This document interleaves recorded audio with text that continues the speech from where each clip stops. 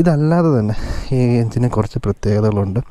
പ്രധാനപ്പെട്ട ഒരു കാര്യം എന്താണെന്ന് വെച്ച് കഴിഞ്ഞാൽ ഈ എൻജിനെ വിളിക്കുന്ന പേരെന്ന് പറയുന്നത് ഓഫ്സെറ്റ് ക്രാങ്ക് ഷാഫ്റ്റ് എൻജിൻ എന്നാണ്. സോ എന്താണ് ഈ ഓഫ്സെറ്റ് ക്രാങ്ക് ഷാഫ്റ്റ് എൻജിൻ ഞാൻ ജസ്റ്റ് പറഞ്ഞുതരാം.